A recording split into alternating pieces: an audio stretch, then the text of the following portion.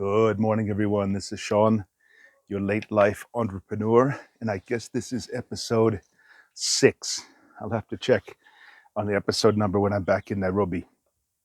This morning, I am on Lake Naivasha in the western part of Kenya, and I'm in a very interesting place. It's a nature conservatory, and it was founded by the family Adamson.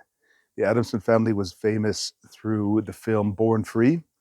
Um, Joy and George raised a lioness cub named Elsa and raised her and then released her back into the wild. And that was the film Born Free that came out in 1966.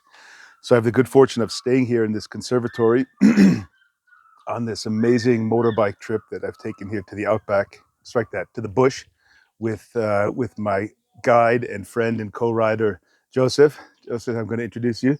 Joseph, please have a seat. Yeah, thank you. Joseph manages an organization called iRide in Nairobi, and I was introduced to iRide from the finance manager of Kibo Motorbikes. I'll be visiting the factory tomorrow and doing a tour of it. But Joseph has been an amazing guide and amazing friend and co-rider these last 4 days. He's shown me things that I would have never seen before had it not been for him. So Joseph, please tell us a little bit about you. I'm Joseph. I'm a tour guide as per now. That's what I do for a living. Though I majored in something different, mechanical engineering.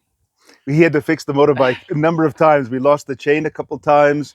We had a puncture. The riding out here is very, very hard.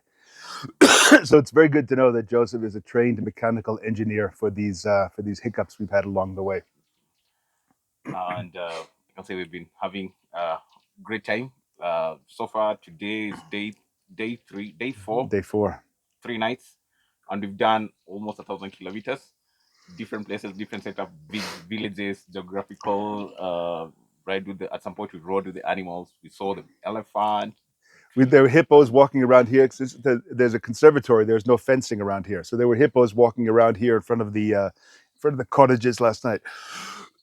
So we're riding kibos, which are Kenyan bikes, 250cc. And you'd think for 250 it would be very difficult to ride, but they're amazing bikes, and the roads here are really, really hard. And many times I thought the bike could not possibly endure what we've put it through, but it just keeps kicking. So it's been an amazing trip. And Joseph, I have to say that it's had a real effect on me, this coming out here to the bush. It's hard to put into words what it is, but it's had a fundamental effect on my soul, and it's really hard to describe, but it's changed me in a great way, and I appreciate that.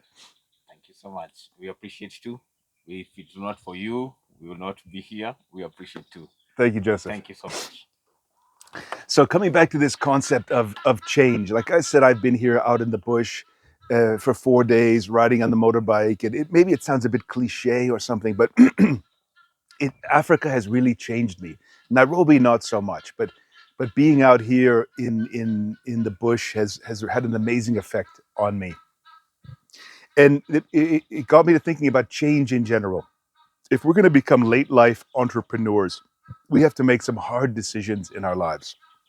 We have to really think about if we want to make that jump from what we're doing now, in which maybe we feel comfortable, in which we feel maybe protected. Like I used to feel protected when I got a salary, when I had money going to my pension fund. I felt that there was something covering me, protecting me.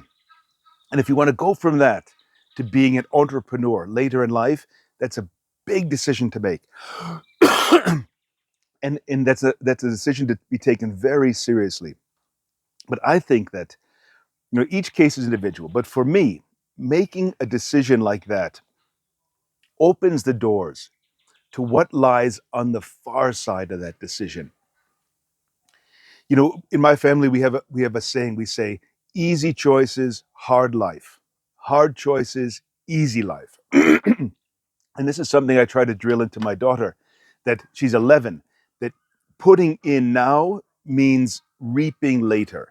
So making the hard decisions now and getting the benefit for that later. Now, for her, it applies at 11, but for me, it applies also at 56. I do have some life ahead of me. So if I put in the hard work now, I can reap those rewards later, ideally. So if we're going to make that decision late in life to become an entrepreneur, become entrepreneurs, that's a hard decision. But in many cases, and I hope it's in your case this way also, that it opens the door for a new world of possibilities. I always say, Brian Tracy used to say, success lies on the far side of failure. And he meant that you have to make mistakes, you have to fall on your face, you have to make failures to get to the success. And I think that's completely true. Success doesn't come automatically.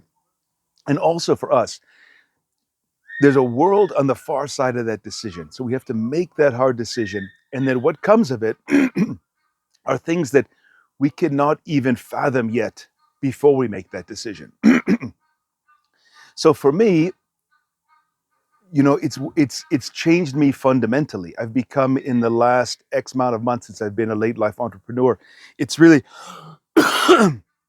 fundamentally changed who I am. And you have to be comfortable with that change, because becoming a late life entrepreneur is not only about making money and being a financial success in your entrepreneurship, but it's about the changes that happen inside.